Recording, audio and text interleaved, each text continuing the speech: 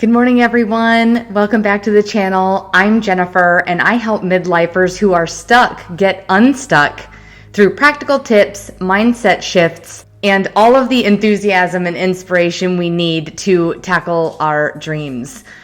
Today, I'm going to be bringing you a video that focuses on a quality that many of us carry, some knowingly, some unknowingly, to varying degrees, and that is actually creating our own suffering. I'm talking about judgment and a closely related topic, I feel, of gossiping. So if you are feeling stuck, sick and tired of being sick and tired, and you are feeling like the world is out to get you and everything has gone awry, I would encourage you to reflect on this topic, because what you may find may be that you're creating some of your own suffering, and we have so much power to change that.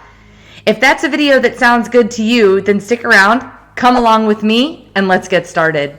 Judgment is a fickle foe, right? It sneaks up on us. It's so culturally ingrained in us that we do it without even thinking. We look at someone and our brain automatically starts categorizing them based on how they look, what they're doing, how they're acting, what we've experienced in the past, and our previous experiences. And before we know it, we're off to the races, assuming that we know what's going on with that person.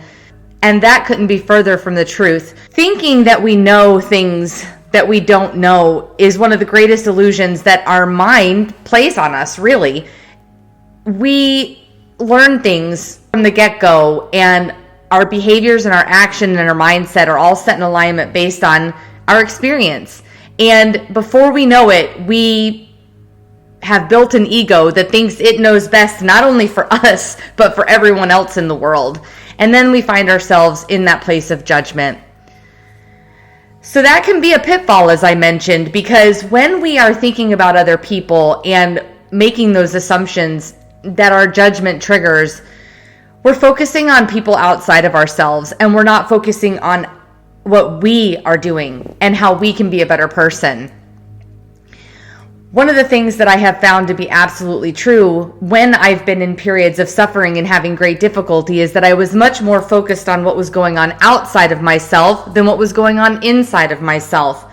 And as I've begun mentioning on this channel, I'm really taking the approach in teaching and bringing lessons of life to you in a way that is less topic listy and bullet pointy, and more like, here's a characteristic or a quality that we all may be dealing with. Here are some thoughts about it that you might reflect upon. Here's how I've seen it exemplified in my life, and sharing my experience with you so that you can glean, oh my gosh, I was in a situation just like Jennifer, and I remember how I was happening to be struggling in my current circumstance while I was being in that very judgmental space. And then you're off to the races. Then the gears are turning. So in that vein, I have found myself periodically, and judgment is by no means the full picture, let me tell you, because there are other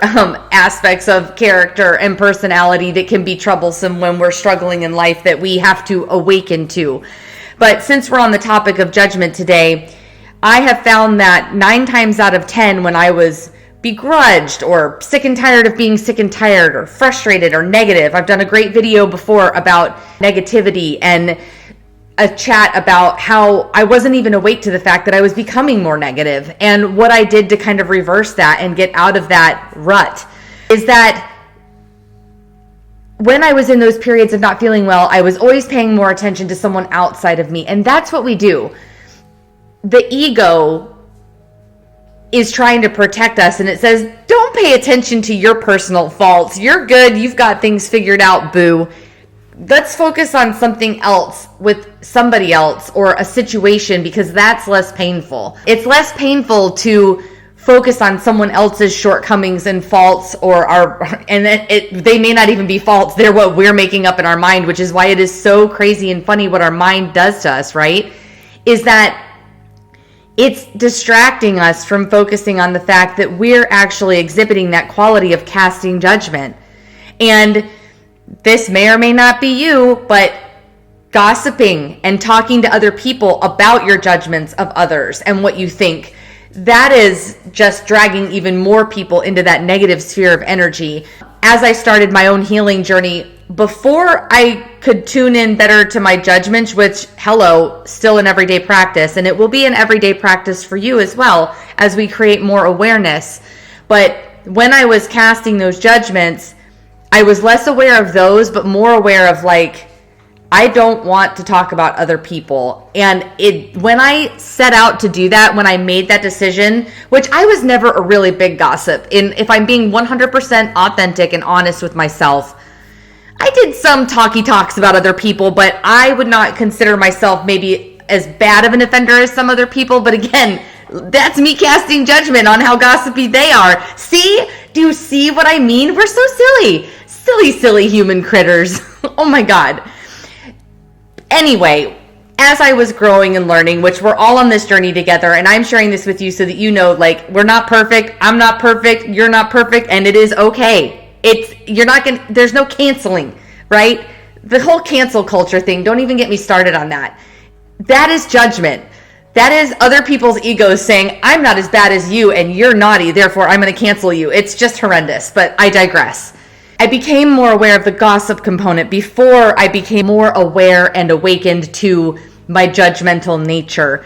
And so if you're somebody that spends a lot of time like texting and asking your friends what happened with somebody, or getting together and talking about people that aren't present, or even if you spend a lot of time just thinking to yourself, I totally believe that there's this thing inside of our head where we self-gossip, right? That the brain just goes on autopilot and we're thinking about this person and what they're doing and how in agreement or out of agreement we are with it. And it's just a judgment mess and a gossip mess.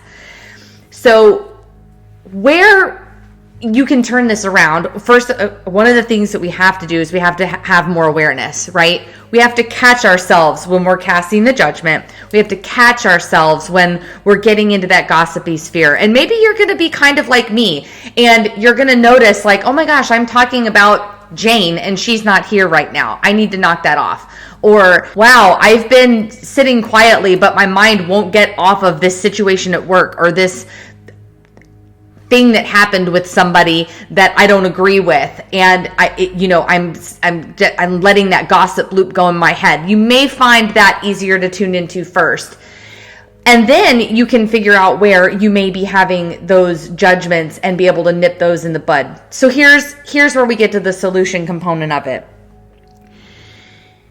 So when you are realizing that you're in that gossiping space, and you're realizing that you are perhaps exuding or perhaps exercising your powers of judgment, the antidote for that, or one of them at least, is love and tolerance. And I know that sounds super like squishy, woo-woo, smushy-doo, but it's the truth.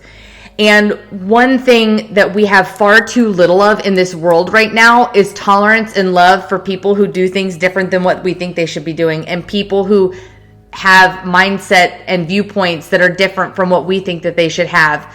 And it is making our world sick, literally. So the way that we remedy that is that each one of us has to look at ourselves, because we're not going to change other people. Newsflash, boop, boop, boop, boop, boop, boop, boop.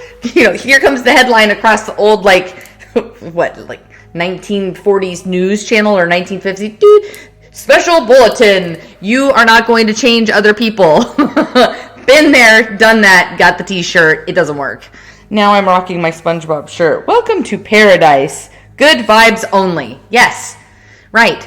So we are not going to change other people. And the way that we can start to make the world a better place is that we have to break through that egotistical part of ourselves that thinks we're all knowing and all being and all doing.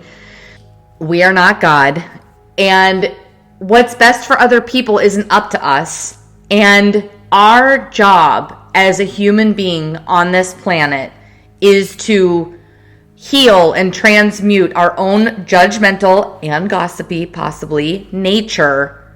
And it's catching, right?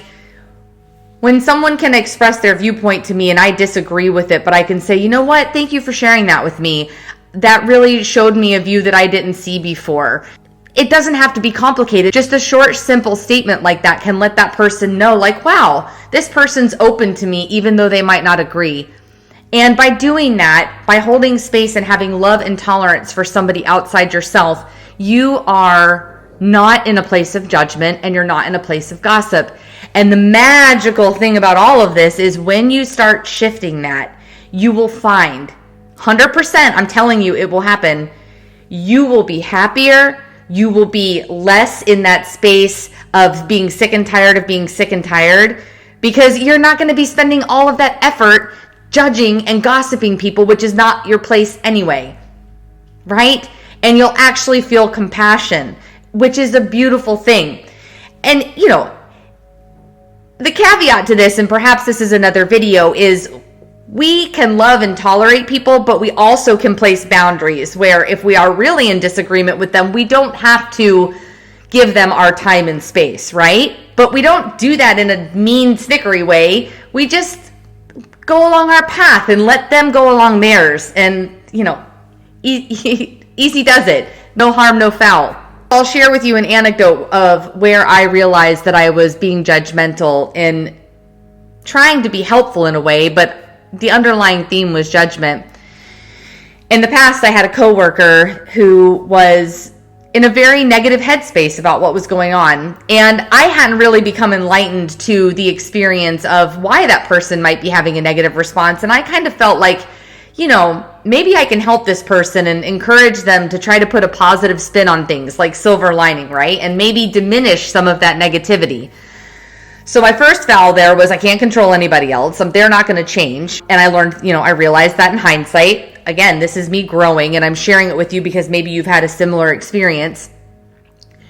But I sent them an email. This was in the workspace. I sent them an email like encouraging and kind of like with this optimistic, positive like outlook of like, you know, I can't help but notice that you have a pretty negative disposition on things. Have you thought about maybe looking at a positive? And, you know, it ended up being quite a long email, which is really embarrassing because the email shouldn't have even been sent to begin with, right? Like hindsight is 2020. But I sent it. And I think that it might have resonated with the person because their initial response was like, hey, I understand what you're saying. Later, they balked and kind of backed up and was like, well, actually, I don't agree with you. But that might have been their ego protecting them, which is A-okay. All things said and done, what I realized a couple weeks later when I was reflecting on it is that even though I was in that sphere of trying to be helpful, it was still coming from a judgmental place. I was placing judgment on that person that they should not be having a negative experience when that's not my call. That may not even be what is going on with them, and that's just my observation and perception of what was going on. So I'm even less entitled to cast a judgment about that. Now, in this circumstance, the gossiping factor did not come into play, but what I ended up doing was taking that person aside when I had a chance to meet with them, and I apologized, and I said, hey, that was a lengthy email. Even though I thought it was coming from a good place, I realized that it had tinges of judgment and that it's not my place to place a judgment on how you're experiencing your daily life here in our workplace. And I am sorry for that. And I'm going to do my best to make sure that I am not coming from a place of judgment when I try to support us in our shared work. And it might not have come out that eloquently when I did it, but the point is I tried and I acknowledged my shortcoming and I acknowledged that. And that's probably maybe a lesser offensive version of judgment because we can be really harsh with those judgment. And this one was like, I think trying to come from a good place, but it was judgment nonetheless. Judgment is judgment. Good, bad, ugly, all the things. So that's what I have to share with you about judgment today. If you are in that angry, frustrated victimhood place, don't continue to suffer, at least not by adding this part of your character to the mix. And see if maybe shifting away from judgment and gossip and being more loving and tolerant of the people around you and the circumstances that are happening doesn't shift your demeanor, your attitude, your emotional state, your energetic body, all of those things. Because from my experience, I will share with you, it 100% gets so much better You don't even have to worry about those things. You just have to be open and accepting. Thank you so much for coming on this chat with me this morning. I found it to be really inspiring. I hope you did too. If you haven't already, give this video a like or a thumbs up and subscribe below for more amazing content on how to get unstuck if you're stuck in life. I can't wait to bring you the next video, and I hope to see you soon. Ciao for now.